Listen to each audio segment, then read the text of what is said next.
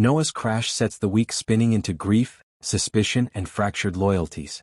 Sharon's frantic call to Nick and the immediate visceral comparison to Cassie's death make it clear this isn't just another hospital run, it's raw trauma reopened. Noah is fighting for his life in an LA ICU, and Schick's panic is both parental and haunted by the past.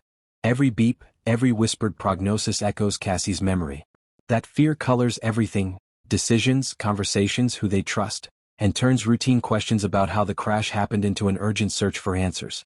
The arrival of Detective Burrows is the story's pivot from tragedy to mystery. He introduces an investigative lens that suggests the crash might not be a simple accident. His presence, timing, and manner, calm but probing, push Nick and Sharon to re-examine Noah's recent behavior and associations in LA. Small details that may have been dismissed before, odd phone calls, strange meetings, the club Noah was opening, become potential clues. Burrows' questions plant suspicion. Was Noah targeted because of his new business, someone he crossed, or something he stumbled on? For Nick, the instinct is to connect this to corporate enemies or schemes tied back to Genoa City. For Sharon, it's a terrifying, personal nightmare, the possibility that fate cruelly repeated itself.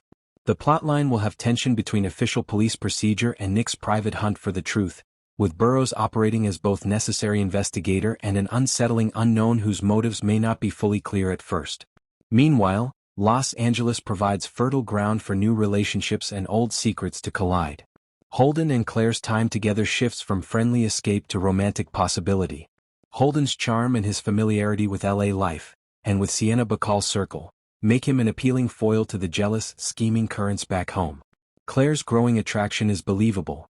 She's away from the pressures of Genoa City, flattered by attention, and drawn to someone who seems different from the men who have hurt her. That arc will likely be used to both humanize Claire and deepen the fallout when Kyle's intrusion arrives.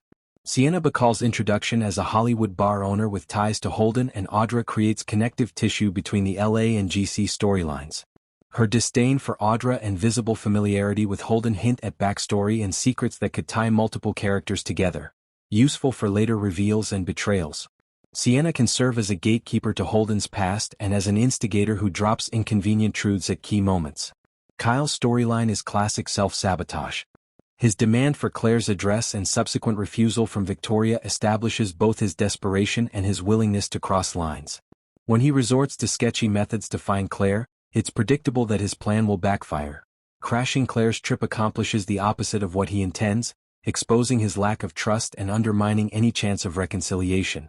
The payoff is emotional. Claire feels betrayed and spied upon, and Kyle's impulsiveness seals the rift rather than mending it. Back in Genoa City, Nate and Victoria drifting toward one another adds a combustible subplot. Both are vulnerable and seeking comfort. A kiss or an emotional closeness could be written as a moment of weakness with serious consequences. It creates potential drama with Audra. Seeing Nate and Victoria close may trigger Audra's insecurities and force her to confront whether her choices led to this isolation.